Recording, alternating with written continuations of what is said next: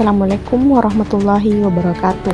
Kembali lagi dengan saya Nur Afni Ramadhani yang akan membahas materi presentasi pada bab ini, yaitu gerakan kerjasama dan instrumen nasional pencegahan korupsi dalam mata kuliah pendidikan anti korupsi yang diampu oleh Bapak Dr. Syam Hermansyah MPD.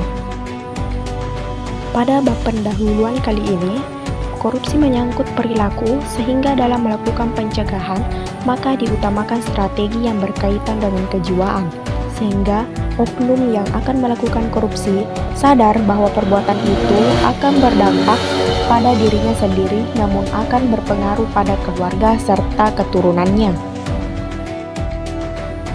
Kemudian, masuk ke gerakan kerjasama dalam memberantas korupsi di dalam negeri.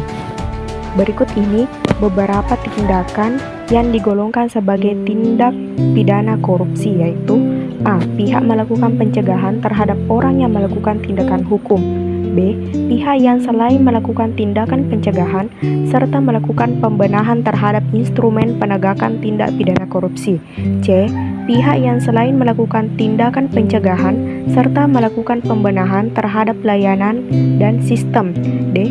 Pihak yang selain melakukan tindakan pencegahan juga melakukan tuntutan hukum. E. Pihak yang melakukan pencegahan serta menuntut bagi orang yang melakukan tindakan korupsi. Ini dipaparkan oleh Van Deursen tahun 2017.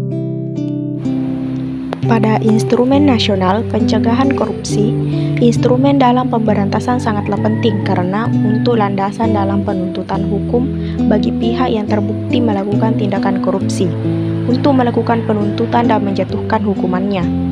Undang-Undang 1945 adalah konstitusi dan sumber hukum tertinggi yang berlaku di Republik Indonesia. Undang-Undang 1945 menjadi perwujudan dari dasar negara atau ideologi Indonesia, yaitu Pancasila, yang disebutkan secara gamblang dalam pembukaan Undang-Undang 1945. B. Ketetapan MPR Nomor 11 MPR 1998 tentang penyelenggaraan negara yang bersih dan bebas korupsi, kolusi, dan nepotisme.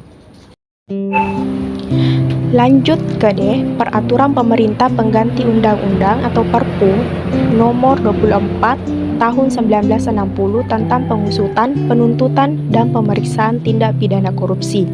E. Peraturan Pemerintah PP Nomor 57 Tahun 2003 tentang tata cara perlindungan khusus bagi pelapor dan saksi tindak pidana pencucian uang.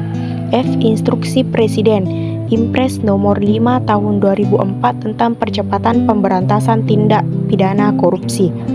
G. Keputusan Presiden Kepres Nomor 11 Tahun 2005 tentang Tim Koordinasi Pemberantasan Tindak Pidana Korupsi. Jadi kesimpulannya yaitu gerakan kerjasama dan instrumen nasional pencegahan korupsi merupakan upaya kolaboratif yang melibatkan berbagai pihak untuk mengatasi masalah korupsi melalui harmonisasi regulasi dan penerapan kebijakan yang efektif. Inisiatif ini bertujuan untuk menciptakan sistem yang transparan dan akuntabel serta memperkuat integritas dalam pemerintah dan masyarakat. Jadi cukup sekian materi dari saya. Wassalamualaikum warahmatullahi wabarakatuh. Terima kasih.